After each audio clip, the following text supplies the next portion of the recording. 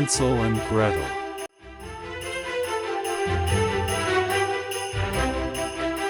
Near the borders of a large forest dwelt in olden times a poor woodcutter, who had two children, a boy named Hansel, and his sister, Gretel.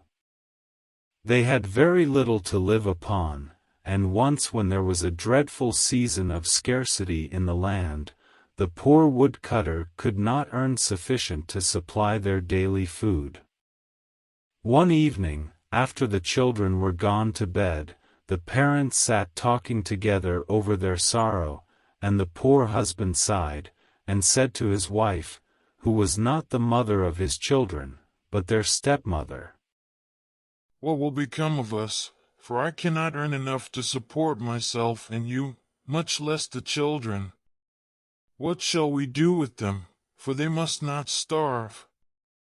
"I know what to do, husband. Early tomorrow morning we will take the children for a walk across the forest and leave them in the thickest part. They will never find the way home again, you may depend, and then we shall only have to work for ourselves." "No, wife.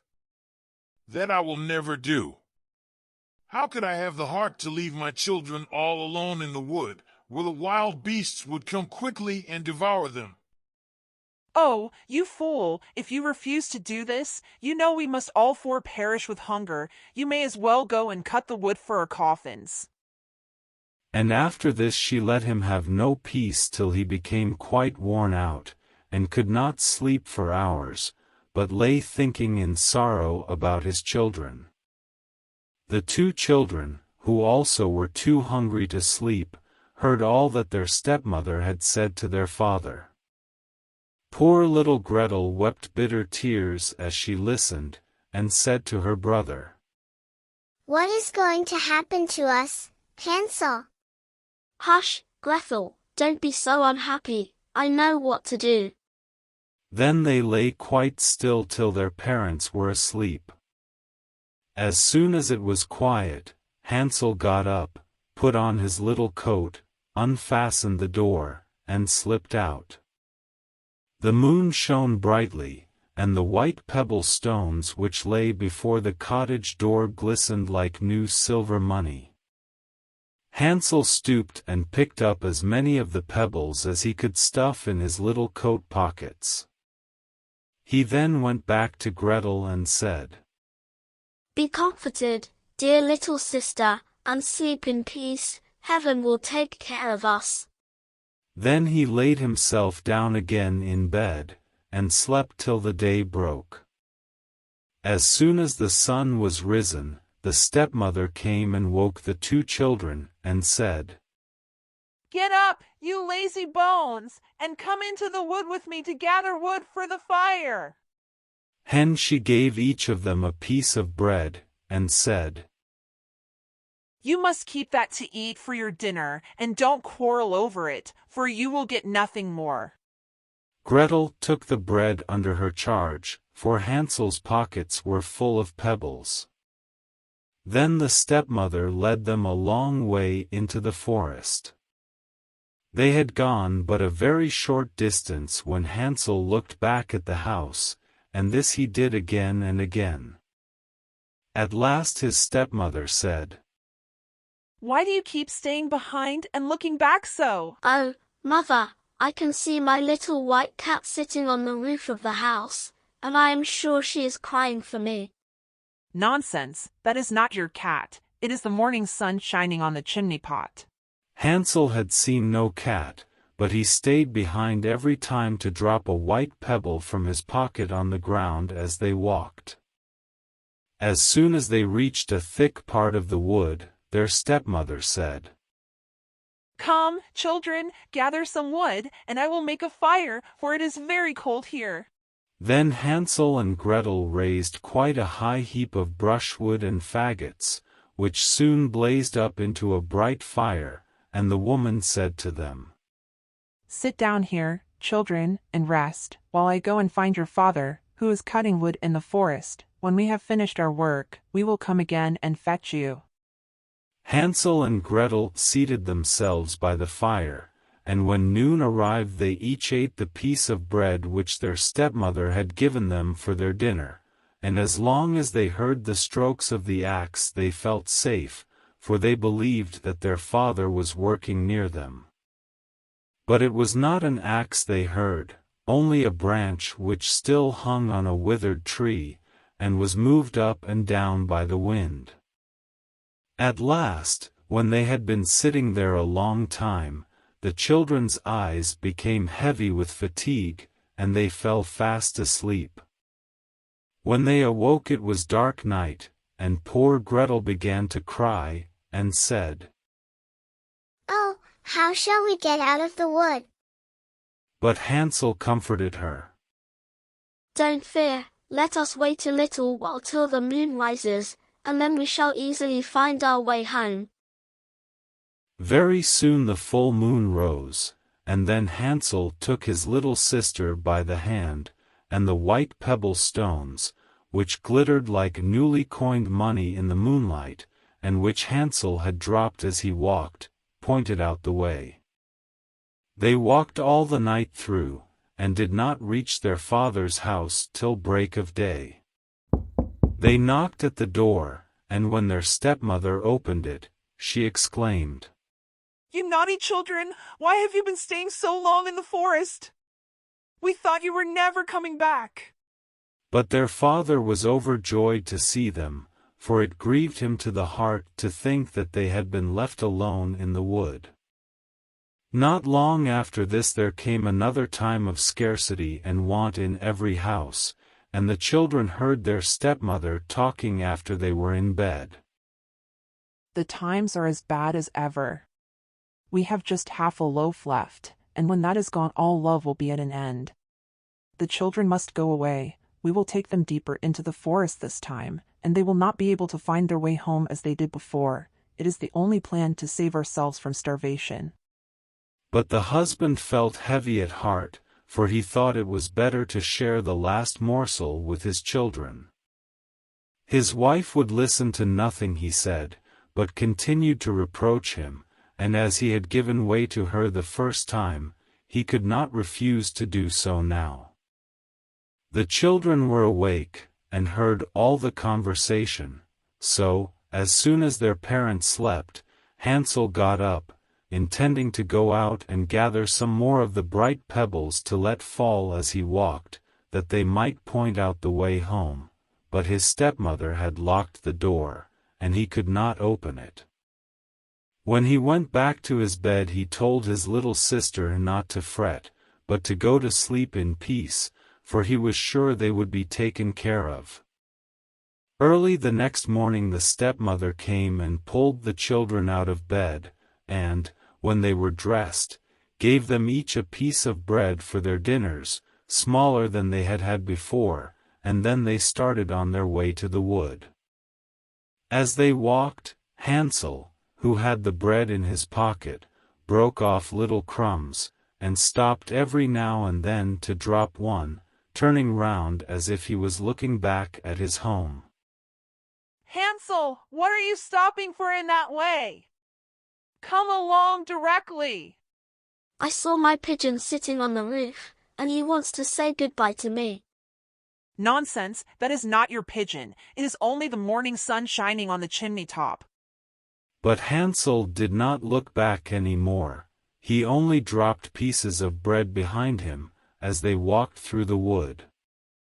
This time they went on till they reached the thickest and densest part of the forest, where they had never been before in all their lives. Again they gathered faggots and brushwood, of which the stepmother made up a large fire. Then she said, Remain here, children, and rest, while I go to help your father, who is cutting wood in the forest. When you feel tired, you can lie down and sleep for a little while, and we will come and fetch you in the evening, when your father has finished his work. So the children remained alone till midday, and then Gretel shared her piece of bread with Hansel, for he had scattered his own all along the road as they walked.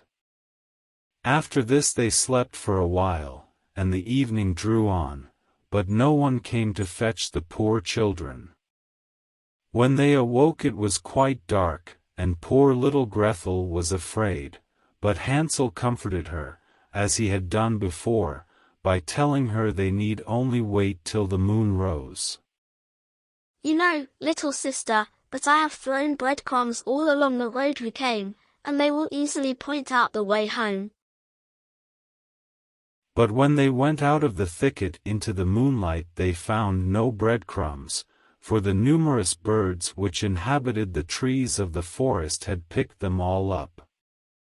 Hansel tried to hide his fear when he made this sad discovery, and said to his sister, Cheer up, Gretel, I dare say we shall find our way home without the crumbs. Let us try. But this they found impossible. They wandered about the whole night, and the next day from morning till evening, but they could not get out of the wood, and were so hungry that had it not been for a few berries which they picked they must have starved. At last they were so tired that their poor little legs could carry them no farther, so they laid themselves down under a tree and went to sleep. When they awoke it was the third morning since they had left their father's house, and they determined to try once more to find their way home, but it was no use, they only went still deeper into the wood, and knew that if no help came they must starve. About noon, they saw a beautiful snow-white bird sitting on the branch of a tree, and singing so beautifully that they stood still to listen. When he had finished his song, he spread out his wings and flew on before them. The children followed him, till at last they saw at a distance a small house, and the bird flew and perched on the roof. But how surprised were the boy and girl, when they came nearer, to find that the house was built of gingerbread, and ornamented with sweet cakes and tarts, while the window was formed of barley sugar. Oh, let us stop here and have a splendid feast.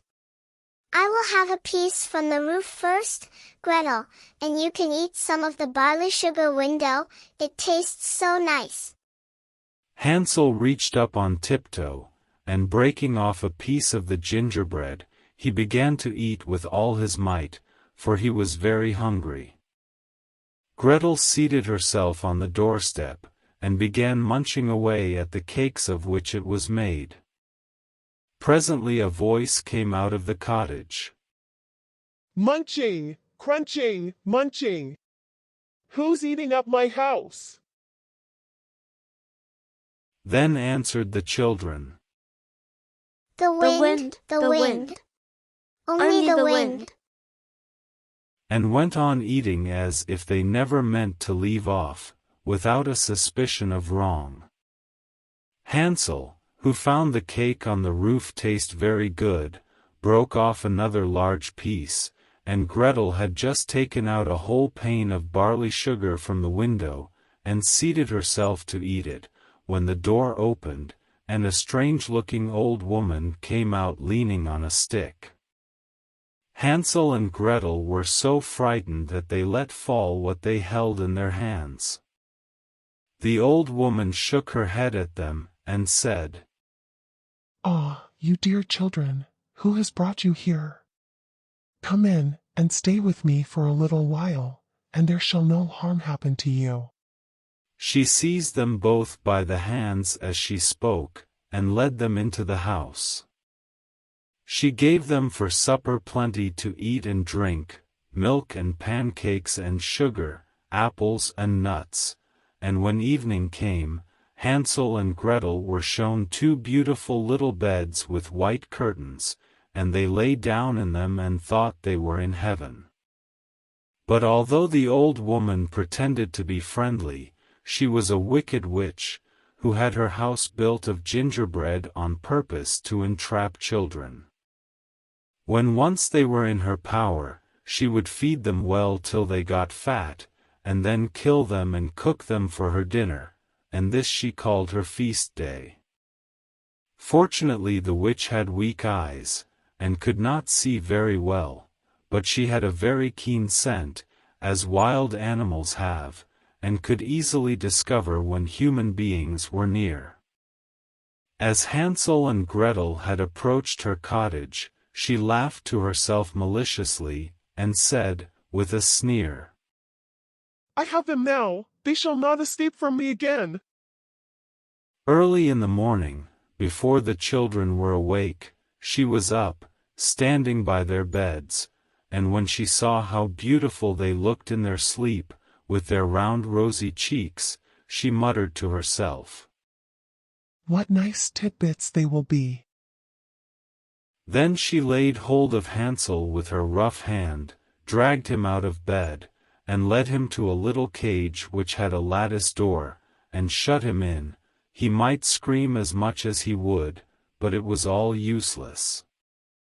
After this she went back to Gretel, and, shaking her roughly till she woke, cried, Get up, you lazy girl, and draw some water, that I may boil something good for your brother, who is shut up in a cage outside till he gets fat, and then I shall cook him and eat him. When Gretel heard this she began to cry bitterly, but it was all useless, she was obliged to do as the wicked witch told her.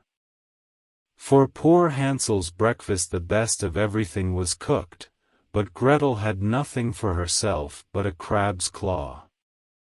Every morning the old woman would go out to the little cage, and say, Hansel, stick out your finger, that I may feel if you are fat enough for eating. But Hansel, who knew how dim her old eyes were, always stuck a bone through the bars of his cage, which she thought was his finger, for she could not see, and when she felt how thin it was, she wondered very much why he did not get fat. However, as the weeks went on, and Hansel seemed not to get any fatter, she became impatient, and said she could not wait any longer. Go, Gretel, be quick and draw water. Hansel may be fat or lean, I don't care. Tomorrow morning I mean to kill him, and cook him. Oh!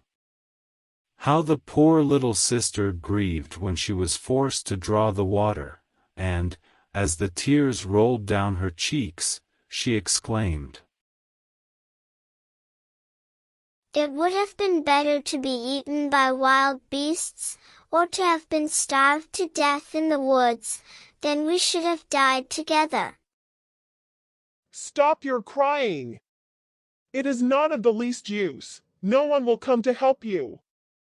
Early in the morning Gretel was obliged to go out and fill the great pot with water, and hang it over the fire to boil.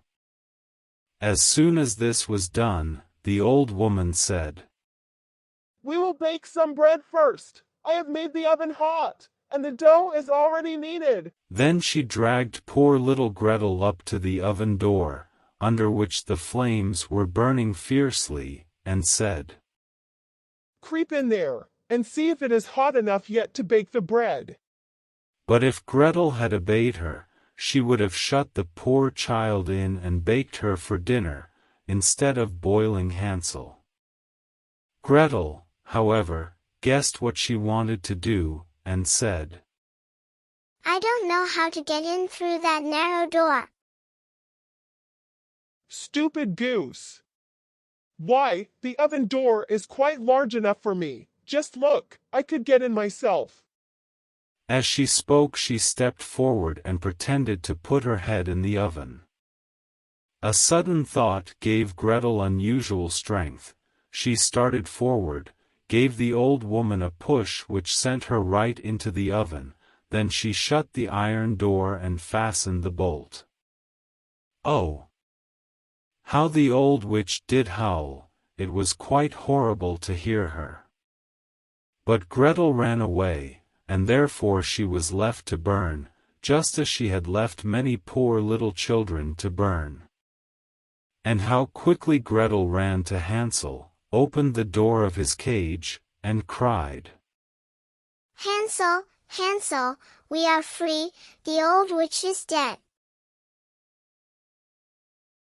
He flew like a bird out of his cage at these words as soon as the door was opened, and the children were so overjoyed that they ran into each other's arms, and kissed each other with the greatest love. And now that there was nothing to be afraid of, they went back into the house, and while looking round the old witch's room, they saw an old oak chest, which they opened, and found it full of pearls and precious stones. "These are better than pebbles," said Hansel, and he filled his pockets as full as they would hold. I will carry some home too, said Gretel, and she held out her apron, which held quite as much as Hansel's pockets. "We will go now, and get away as soon as we can from this enchanted forest." They had been walking for nearly 2 hours when they came to a large body of water. "What shall we do now? We cannot get across, and there is no bridge of any sort." Oh, here comes a boat, cried Gretel, but she was mistaken. It was only a white duck which came swimming towards the children. "Perhaps she will help us across if we ask her," said the boy. "Little duck, do help poor Hansel and Gretel. There is not a bridge, nor a boat. Will you let us sail across on your white back?" said the child, and she sung. The good-natured duck came near the bank as Gretel spoke, so close indeed that Hansel could seat himself and wanted to take his little sister on his lap, but she said, No, we shall be too heavy for the kind duck. Let her take us over one at a time. He good creature did as the children wished. She carried Gretel over first, and then came back for Hansel.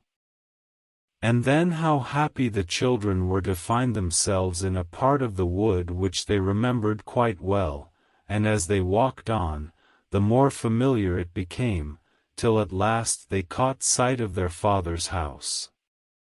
Then they began to run, and, bursting into the room, threw themselves into their father's arms.